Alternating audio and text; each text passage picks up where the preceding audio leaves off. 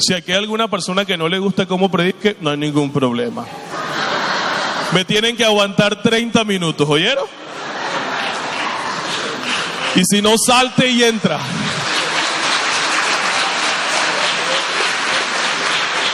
Pero miren,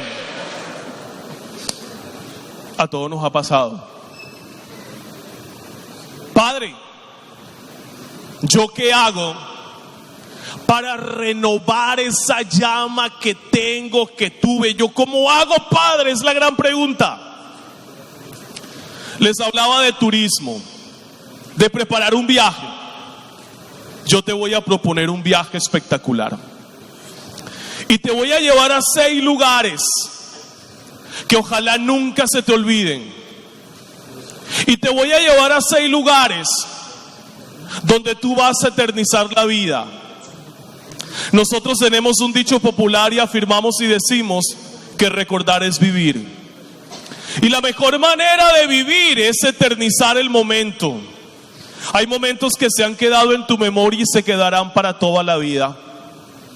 Te voy a llevar al primer lugar, al lugar donde inició todo, al lugar tal vez donde inició tu vocación. Dios escoge la miseria. En Galilea vas a descubrir que Dios escogió la nada. En Galilea vas a descubrir que Dios no te escogió por tus capacidades, sino que te escogió porque te ama, porque te ha soñado, porque te quiere, porque eres hijo. Primero, Galilea significa llamado. Nunca olvides tu llamado. Porque el día en que olvides su llamado, perdiste la vida. Primer lugar, les presento a Galilea. ¿Se motiva? Primer paso, para avivar el fuego, tenemos que recordar de dónde nos llamó el Señor. Les presento un segundo lugar. Ese es el primer lugar.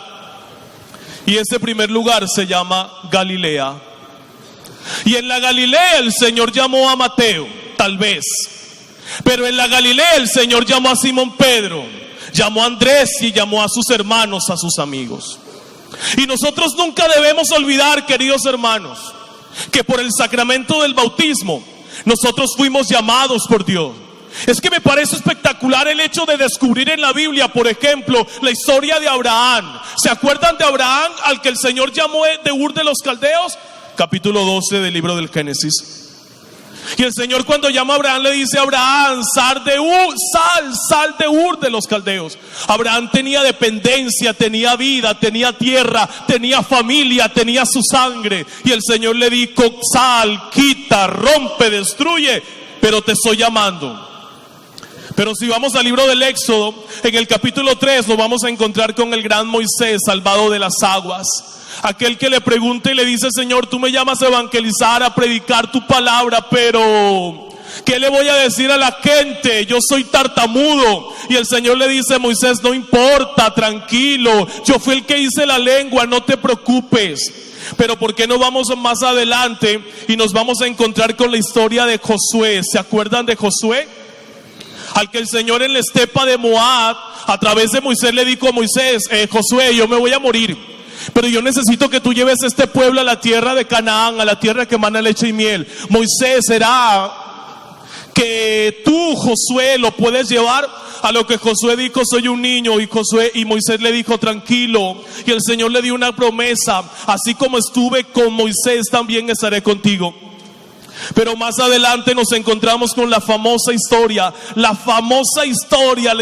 poderosa y hermosa de un jovencito llamado Jeremías, al que el Señor le dijo: antes de que naciera ya te había escogido. Pero también había otro profeta, el profeta mayor llamado Isaías, y le dijo: pondré palabras que serán en tu boca como un tizón, como un fuego encendido. Pero también encontramos a otro profeta mayor llamado Ezequiel, aquel que en el capítulo 37 le predica a los huesos secos y dice: Espíritu de Dios, ven y resucita esos huesos secos. Pero también llamamos a Zacarías, y Zacarías es el último de aquellos profetas en el Antiguo Testamento, aquel que en algún momento le predicó a los pastores y le habla a los pastores y a las ovejas. Pero en el capítulo 1 del libro del Evangelio de Lucas nos encontramos con una pequeña jovencita que apenas tenía 15 años y que allá en Icarín, en la montaña, en el monte, recibió el gran llamado del Señor, María Santísima. Pero encontramos luego a un hombre llamado Mateo, sí, que estaba recaudando impuestos. Era un contador. El Señor le dijo: Mateo, sal de allí, deja de recaudar impuestos y yo te llamo. Pero el Señor también llamó a Pedro, aquel hombre temeroso, primario, tosco. El Señor lo llamó, pero también llamó a Andrés. Pero luego en el camino de Damasco llamó a Pablo. Y luego recibió a Timoteo, de aquel que nos dice la Escritura, segunda de Timoteo, en el capítulo 1. ¿Se acuerdan? Que le dijo: reaviva el don que derramé en ti, la gracia. Pero también llamó a uno que se llama Juan. ¿Se acuerdan? El discípulo amado, aquel que cuando escribe el libro del Apocalipsis dice: calles de oro y mar de cristal.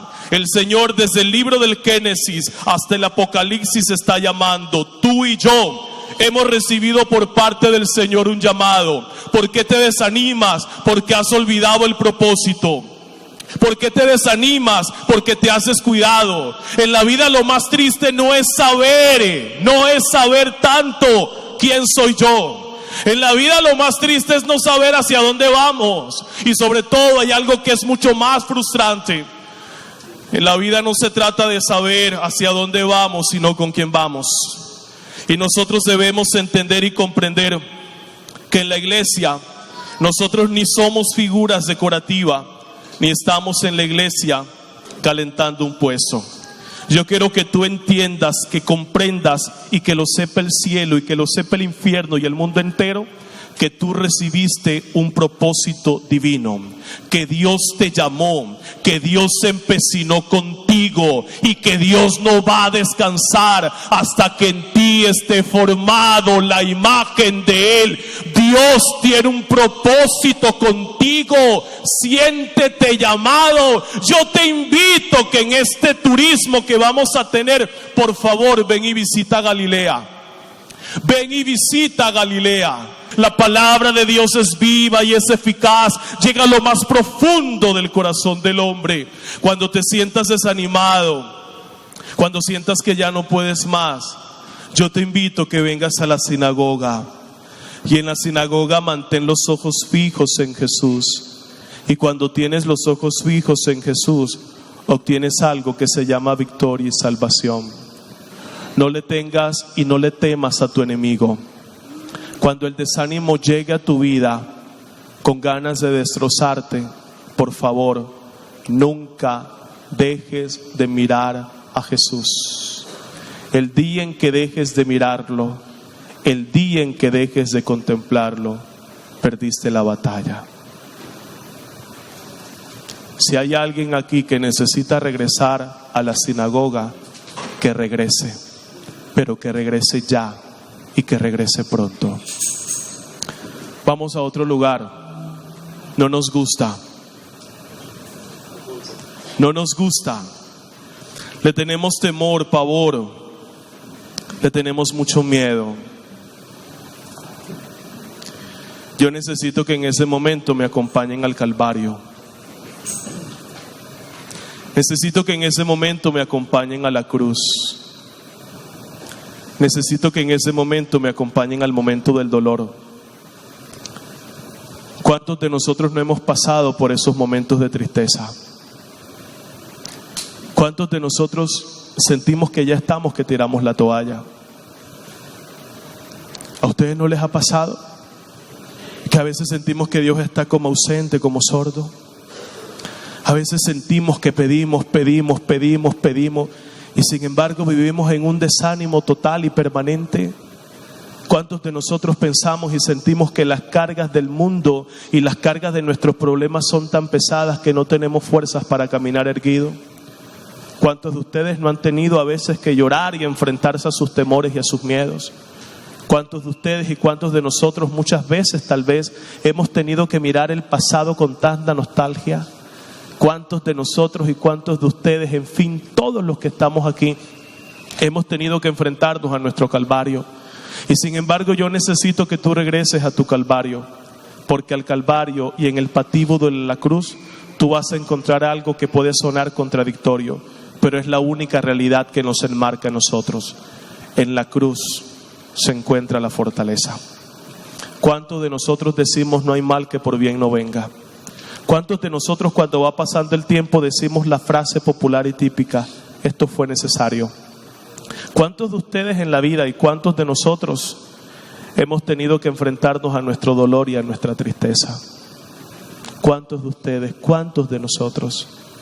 Por favor, suban al Calvario, porque el sufrimiento es una escuela. La cruz es una escuela. Pero tengo que decirte algo, que la cruz solo la abrazan aquellos que aman. La cruz no se hizo para quejarnos ni despreciarla. La cruz se hizo para amarla. Cuando tú y yo, como vocacionados, como seguidores de Jesús, sintamos que nuestro amor se está muriendo, vuelvan y suban a la cruz. Y pregúntense cuánto aman. Vuelvan y regresen al Calvario, por favor. Les tengo un quinto lugar. Tal vez es el lugar mesiánico. Ojo, la plenitud del bien mesiánico. Pero el Espíritu es persona, no es animal. Oigan, aunque a veces a nosotros no nos baja la paloma, sino que nos baja el buitre cuando contristamos al Espíritu, ¿verdad? Necesito que vayan por favor y visiten al Jordán. Y en el Jordán ustedes van a escuchar la voz de Dios. Oseas 2:16. Te llevaré al desierto, te seduciré y te hablaré al corazón. ¿A cuántos de nosotros se nos olvida el propósito y el llamado de Dios? ¿Cuántos de ustedes en la vida han comenzado un proyecto con buena energía, con fuerzas? Pero cuando vamos en el camino nos vamos desanimando, nos vamos aburriendo, nos vamos cansando y sentimos que ya no tenemos fuerzas para continuar. Cuando tú regresas a tu Jordán, vas a descubrir de dónde te sacó el Señor, de las aguas. En el Jordán recibimos bautismo, pero en Jordán también fuimos dotados. En el Jordán el Señor te regaló Espíritu Santo. En el Jordán también el Señor descubrió el llamado. Y también el Señor escuchó las palabras de Juan. Juan, el que proclamó la conversión. ¿Saben por qué es importante regresar al Jordán? Porque nosotros a veces como cristianos pensamos y sentimos que no necesitamos conversión. Nos convertimos y a veces nos sentimos en los cristianos puros, inmáculos, santos, que no tenemos defectos sin mancha como el Cordero inmolado en cruz. A veces nos sentimos así. Y a veces es necesario que nosotros recordemos que necesitamos regresar al Jordán, porque habrán muchas cosas que cambiar. El día en que tú pienses que lo has alcanzado todo, lo suficientemente todo, ese día no tienes absolutamente nada. Nunca, por favor, por nada del mundo, dejemos de entregarle a Dios lo que Dios nos ha regalado. Y aquí en el Jordán nosotros hemos descubierto un llamado, pero también hemos recibido las aguas del Espíritu. Necesitas regresar al Jordán. Cuando sientas que estás desanimado, que ya no tienes nada que hacer, que te has entregado lo suficientemente a tu parroquia, pero que no te han pagado como deberían pagarte, porque nosotros actuamos por compensación. Cuando sientas que nadie ha valorado tu trabajo aún a pesar de que te has esforzado, yo necesito que tú regreses aquí al Jordán y vas a escuchar las palabras más grandes de todo el mundo. Para mí lo más lindo no es ser sacerdote, para mí lo más lindo es ser hijo de Dios. ¿Saben por qué? Porque cada vez que me siento desanimado, yo regreso a mi Jordán y recuerdo las mismas palabras y las escucho. Este es mi hijo amado en quien yo me complazco. Este es mi hijo amado, escúchenlo. Cuando sientas que nadie te ama y nadie te valora, recuerda cuánto te ama Dios. Segundo lugar. ¿Vamos al otro lugar? Ojo, necesito Creo que al final me compré en el pasaje. Vamos a la sinagoga. ¿Y saben qué pasó en la sinagoga? En la sinagoga el centro es la palabra. Ya no hay sacrificios porque ya no existe el templo de Jerusalén. El templo lo destruyeron y en el templo se ofrecían sacrificios. Ahora existe la sinagoga, sinagogué, la comunidad, la asamblea. Y el centro es la palabra. Y uno de esos días, ¿saben qué hizo el maestro? Agarró el papiro, el pergamino, y encontró el texto de Isaías, el Antiguo Testamento. El Espíritu del Señor está sobre mí porque me ha ungido, porque me ha enviado a liberar a los cautivos, a regresar la vista a los ciegos y a proclamar un tiempo de gracia. Y la gente estaba allí viendo lo que el maestro decía. Pero hay una frase que a mí me impacta. Y tenían los ojos fijos en él. Si nosotros queremos renovar nuestra vocación, tenemos que regresar a la palabra. Dios te hizo un llamado sustentado en su palabra y en su promesa. Dios te hizo un llamado, no fuiste tú el que te llamó. Dios te hizo un llamado y te ha regalado una promesa de vida, una promesa de salvación, una promesa de sustento. Si tú quieres empezar a renovar tu llamado y tu encuentro con Dios, tienes que empezar a ser amigo de la palabra divina. Pero la palabra tiene un riesgo. Cuando tú empiezas a leer la Biblia, a vivirla y amarla, la Biblia empieza a cambiarte la vida, te empieza a cambiar la historia, empiezas a pensar distinto, a actuar diferente. ¿Por qué? Porque la palabra de Dios tiene ese poder. Hebreos 4:2. Y la promesa es: yo me iré, pero derramaré y enviaré el Paráclito, el defensor, el abogado, el ayudador. Y cuando Jesús regresa al Padre, le hace una gran promesa a sus discípulos y le insiste en algo: no se vayan de Jerusalén. Yo necesito que en ese momento ustedes vayan al aposento alto. Yo necesito que ustedes regresen a Jerusalén y que en Jerusalén ustedes se llenen del Espíritu. Y que recuerden que Jerusalén es lugar y espacio para orar. Si nosotros queremos renovar nuestra vocación, tenemos que orar. Si nosotros queremos recobrar nuestro amor por Jesús, tenemos que orar. Y ponemos muchas excusas para orar. Y sin embargo he llegado a la conclusión que no oramos lo suficiente porque suficientemente no amamos. Necesitamos regresar a Jerusalén. Necesitamos regresar al punto central en donde Dios nos hace una promesa: los voy a revestir de Espíritu Santo. Nuestra vocación está sustentada en el Espíritu. Nuestra vocación es de Dios, pero tenemos que darle fuego, tenemos que darle vida, tenemos que llenarla de aliento. Nuestra vida se hizo para vivir, como el camino se hizo para caminar. Ya está bueno de estar contemplando el pasado con tristeza y nostalgia. Tenemos que levantarnos. Deja que los muertos se entierren a sus muertos, es decir, levántate, camina. Ya no es hora de llorar, es hora de levantarse y contemplar que hay un cielo nuevo, porque Él todo lo hace nuevo. Hermanos, necesito que vayan a Jerusalén. Necesito que se queden en Jerusalén. En Jerusalén hay vida de oración y en Jerusalén hay fuego de espíritu. Por favor, regresen a Jerusalén. Y les voy a indicar el último lugar. Es un lugar lleno de vida. Es un lugar donde el Señor a sus discípulos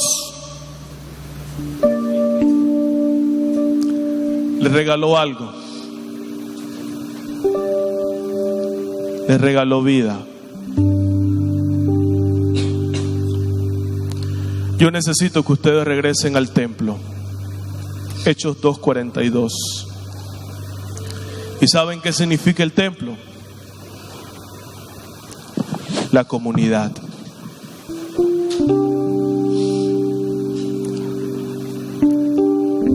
Aquí todos somos imperfectos. Oigan, yo les quiero hacer una gran invitación. Y la invitación que yo les hago de todo corazón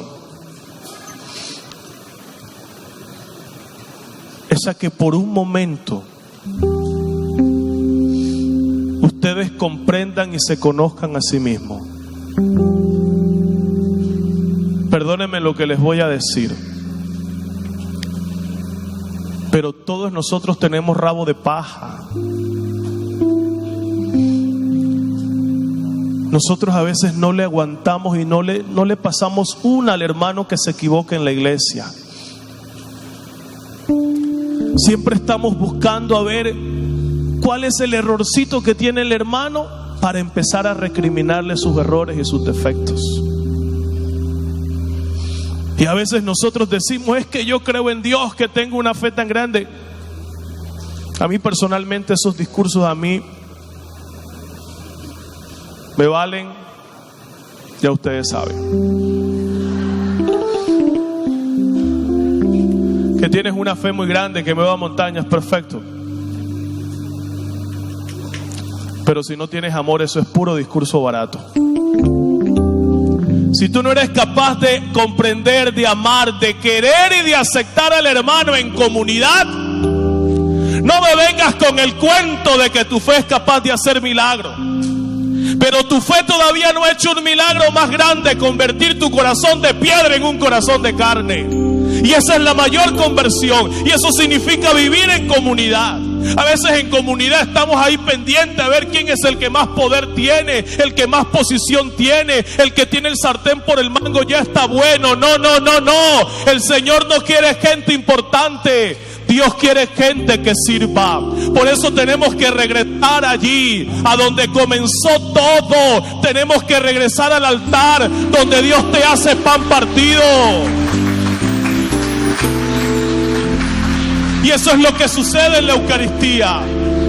En la Eucaristía el Señor toma el pan y después que lo toma mira al cielo y lo bendice. Pero ¿saben después qué hace con el pan? Lo parte y lo comparte. Si tú no estás dispuesta a que Dios te parte y te comparte, no eres discípula de Jesús. Yo espero que estés dispuesta a ir a este viaje. Les tengo una gran noticia. Les presento a Galilea, Jordán, sinagoga, Calvario, Jerusalén, templo. ¿Sabes qué va a pasar? Te vas a renovar. Y hay algo más extraordinario. Que este viaje lo puedes hacer todas las veces que tú quieras y cuanto sea necesario para renovar tu vocación. ¿Quiénes están dispuestos a ir a este viaje? Bueno, vamos a emprender la marcha. Necesito que se pongan en pie y vamos a emprender nuestro viaje. María, 15 años. Timoteo, un niño. Pablo, celoso de Dios. Pedro, tosco, bruto a veces. María Magdalena, de la que el Señor sacó 7 demonios. Dios se empecinó contigo y te ha regalado algo que se llama Espíritu Santo, presencia poderosa. Ve a tu Galilea, recorre el Jordán, luego sigue la sinagoga, ven a tu Calvario, sigue tu aposento alto en Jerusalén y no te olvides del templo. Cierra tus ojos y vamos a pedirle al Señor que nos avive. Si quiere, levanta tus manos o ábrelas en disposición de quien algo recibe en esa noche. Y necesito que le digas al Señor: úsame.